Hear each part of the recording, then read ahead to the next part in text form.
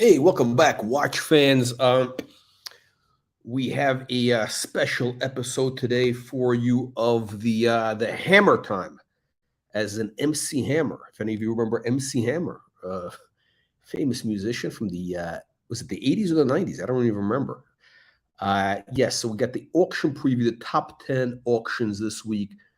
We're going to be showing you auctions from around the world, kind of a curated selection. You guys love that word, don't you? Curated selection of some interesting watches. So check this out. Let me know what you think. I'll leave your vicious and nasty comments below. Let me know what you think of what the hammer price should be. That's right. You can guess. This is your opportunity to guess where the market will end up. But, before we get started, I just want to let you know we're going to have a special event later this week. We're going to have a special live stream this week. We're going to have the, here we go. How do I get this? There we go. There we go.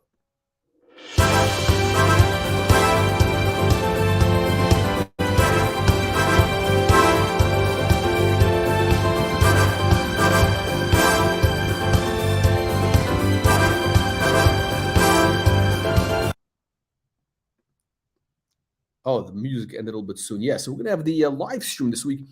The Watch Community Lifetime Achievement Awards. We're going to be honoring those who have actually had the biggest contribution to the online watch community. The awards, we have nominees. We have Anthony Farr, Archie Luxury. We have Opus and Time, a.k.a. Juan Kino, and Tim Masso. So these actually, look, these four people actually had significant contributions to the watch world over the years, and we will be honoring them and awarding them this week. Check out the live stream. It's going to be Wednesday here on this channel. Now, let's get back into the auction preview. All right, we got, let me move this over here. Okay, this was taking up a little bit of space here. Patek Philippe annual calendar, right? This is coming up on February 10th. That is Saturday. This is from loopthis.com. Estimate 40 to 60,000. 40 to 60,000. This annual calendar, rose gold, chocolate dial, and of course, you got the Tiffany dial. You see the little Tiffany logo. This is a full complete set. You know what? This is actually pretty interesting. If you can get this at the lower end of the range, let's call it 40, 42,000, could be a good deal. This should be, as is without the Tiffany dial, it would be worth like 40 grand. But with that, the little Tiffany, everybody wants to pay extra for the Tiffany. You're going to be paying for that. So, and also don't forget to add 10% buyer's premium. Next up from the same place, Loop This, Cartier Tank Chinois in platinum. Now, look, Cartier is getting a lot of hype, and these things have really, these basically have increased a lot. 15 to 20 grand is the estimate, plus 10% buyer premium.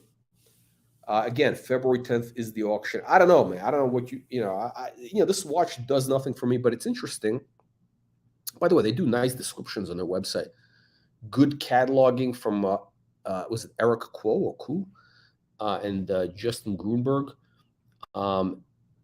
It's interesting. The catalog notes, I learned something new. You learn something every day. So this is called a Tank Chinois, meaning the Chinese tank, right? Because the regular tank is, the tank, but the Chinois gives it, it's those horizontal lines. You see those horizontal lines, kind of like a Chinese pagoda, right? That's the idea. So 15 to 20 grand in platinum. Next up, we're going to France. Usina in Versailles. Same thing, huh? You see the resemblance? This is the Patek Philippe Gondolo, but it looks like, I don't know, does it remind you of the Tank Chinois in rose gold?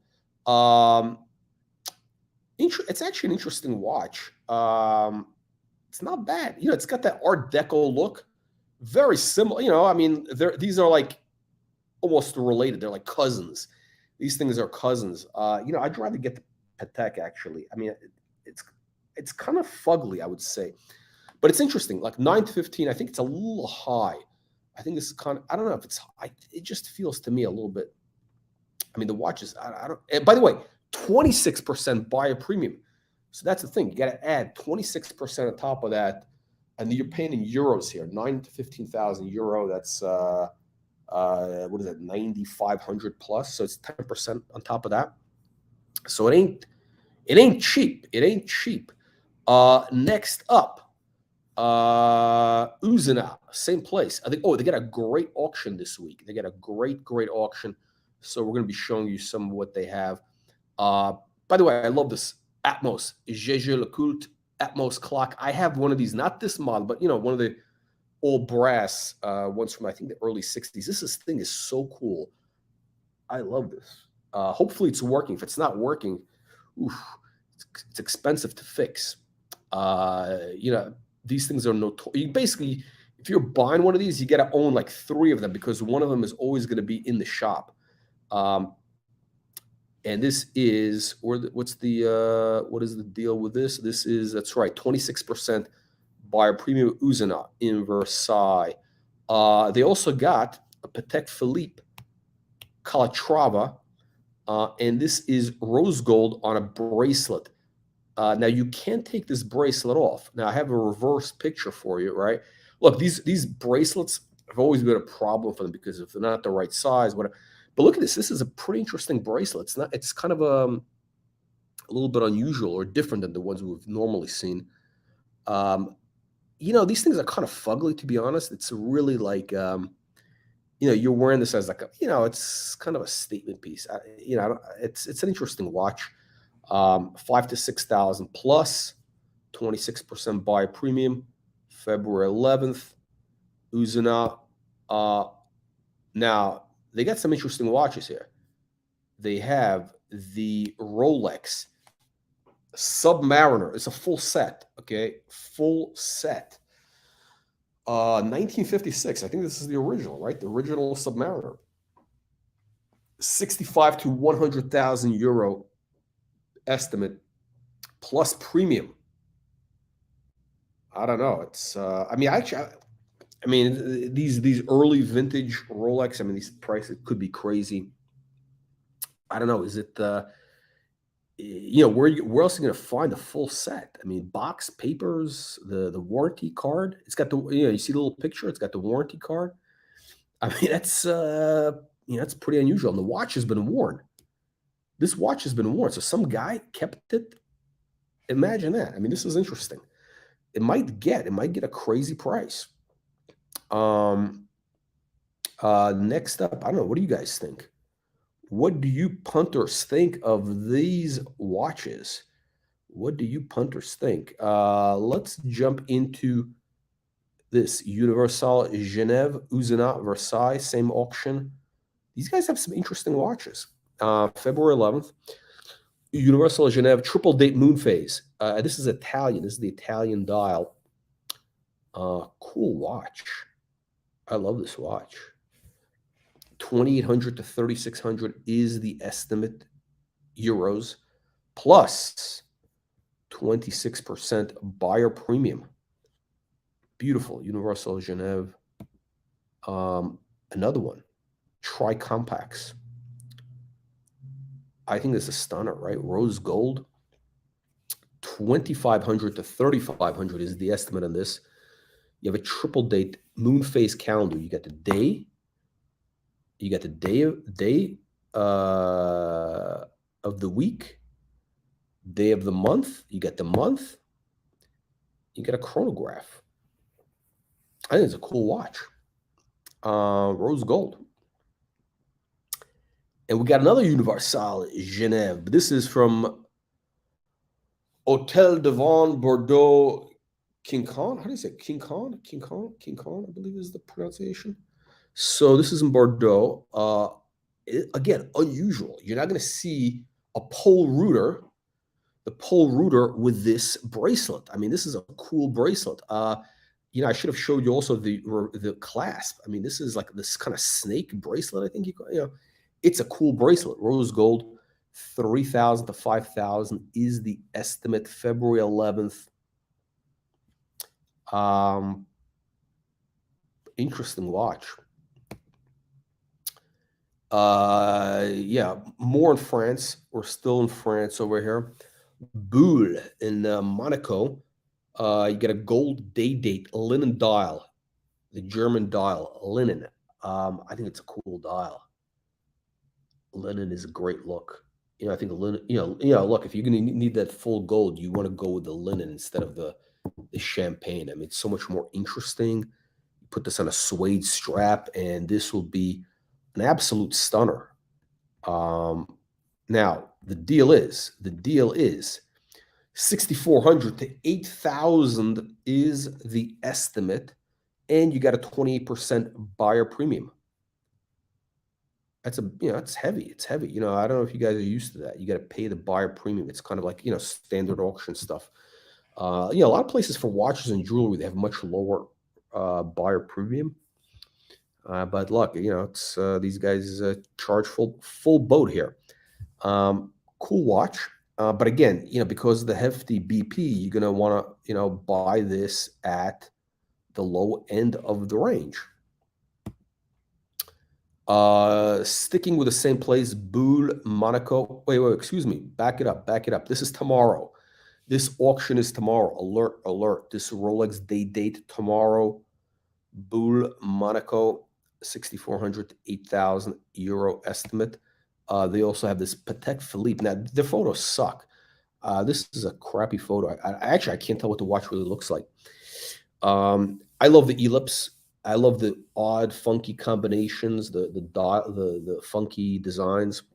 I haven't seen this one in person. Now, we actually had one of these in a collection review, which had the pavé, where that black, it looks like a black enamel on the outside, kind of this bezel, if you want to call it. Now, we showed one which had the diamonds there, right? Like a diamond pavé, which was pretty cool. This one, I think it's got to be lacquer.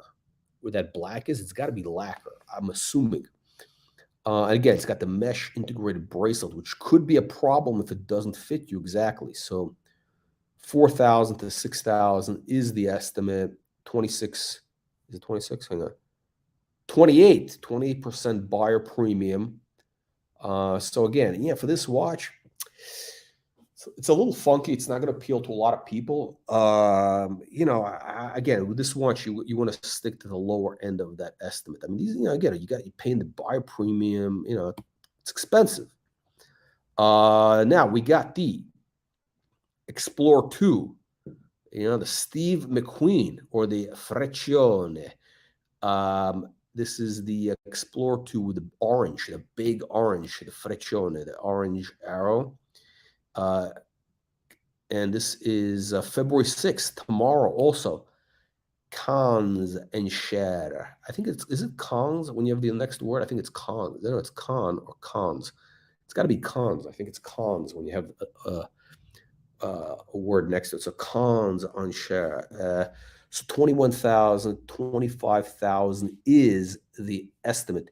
27% buyer premium.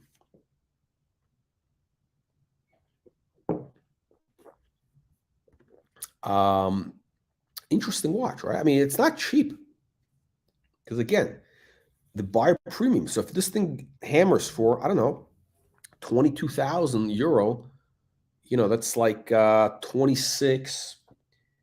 Yeah, you could be into it for 28 grand at the low end of the range.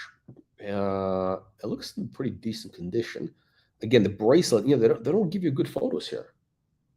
They don't give you good photos. Now this is an absolute stunner.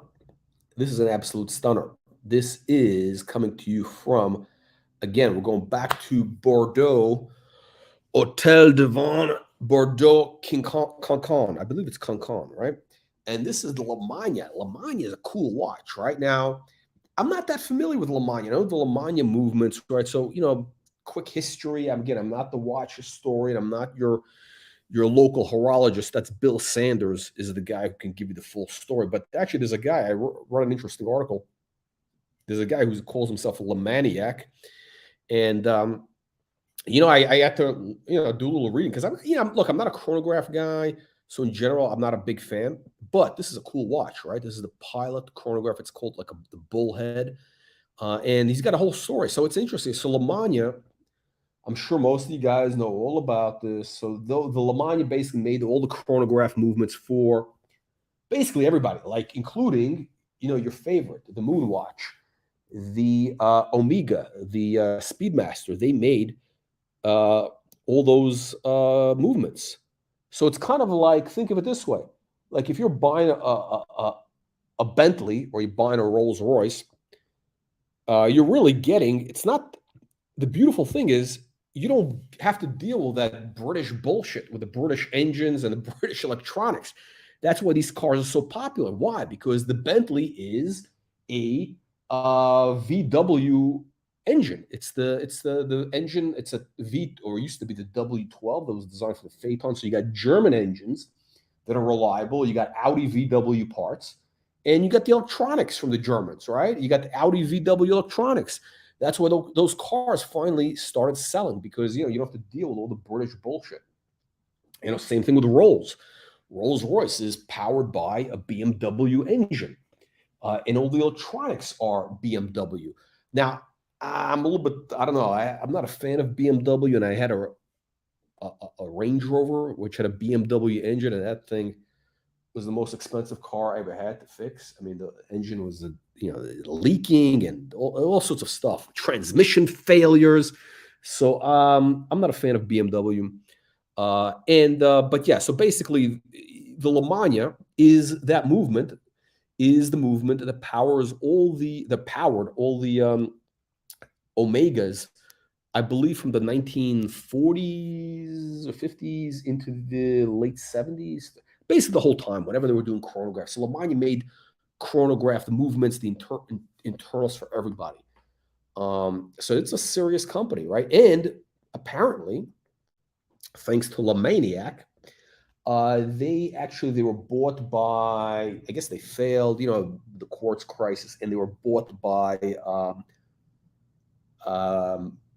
Breguet. So now the Breguet chronographs are powered by Lemania movements. If that is correct, if my understanding is right. But it's a cool watch. I love the 70s look with the orange. Cool watch. 3,000 to 3,500 euro is the estimate. 26% buyer premium on top of that. And it's getting pricey. I mean, look, you can find, the problem with these auctions, a lot of these auctions these days is, look, with an auction, unless if there's no reserve, right? If there's no minimum, then you might be able to get a bargain. Usually there's a reserve. And what's happening is, because again, look, the auctions these days, it's mostly retail buyers. It used to be back, with everything. It used to be mostly dealers. So now the prices, I mean, it's almost like you can find better prices in the private market than buying at auction a lot of times. So either something is going to slip through, or you're really going to pay close to retail. So it's, it's like kind of tricky. It's, is that it? Is that it? Did we show everything? Shit, we did. Okay. Let's run through this again real quick. We're going to show you everything real quick. And let me know what you guys think. Which watch do you think is the winner here? And what's your opinion on where these things are going to hammer? What price will they be selling for? Leave your comments below. Again, we got the chronograph Lemania. We got the Rolex Explorer 2, the Steve McQueen, the Freccione. We got the Patek Philippe Ellipse. Day date with a linen dial. Looks like a nice, crisp, clean version on a strap. I love that. We got beautiful Universale Geneve on this original bracelet, rose gold. It's like a snake bracelet, very 60s.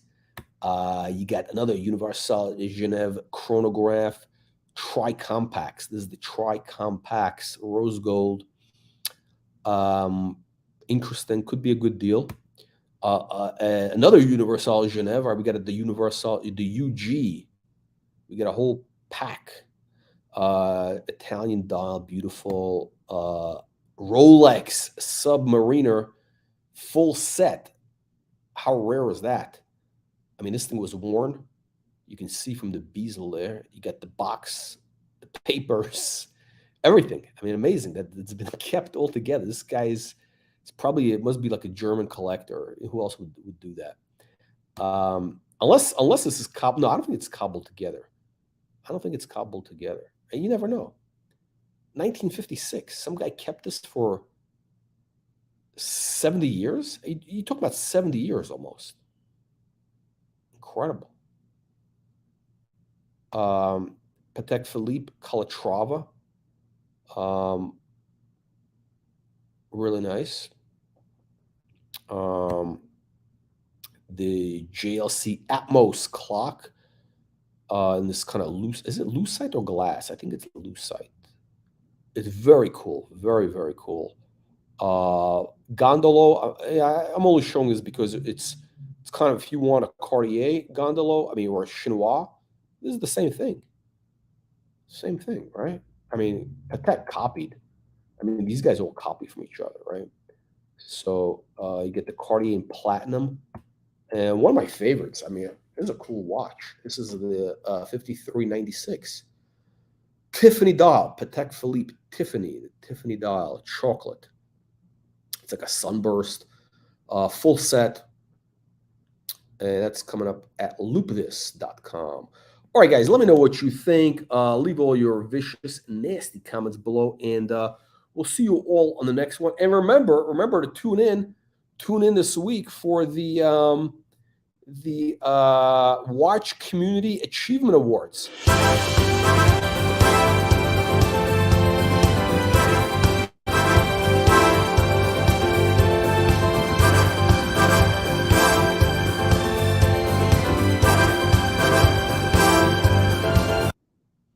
That's going to be Wednesday or Thursday. It's going to be on this live stream on this channel. We're going to be honoring those who have contributed so much to the watch community, but half kidding, but half serious, because these four individuals, but whether it's Anthony Farrer, the timepiece gentleman, Archie Luxury, you got Juan, Mr. Carlito Brigante in Miami, Opus and Time, and Tim Masso. I mean, all four of these guys have actually made kind of a serious contribution in their own way to everything that we see here. I mean, like everybody who's out there doing stuff, including the Colonel. That's right. I'd like to say it's original, but it's not. Like Picasso said, good artists copy, great artists steal. That's right. Unbelievable, but true. The irony of that. So we're all standing on the shoulders of giants. Anyway, guys, join us later in the week. Let me know what you think of the watches. Leave your comments below. We'll see you all on the next one.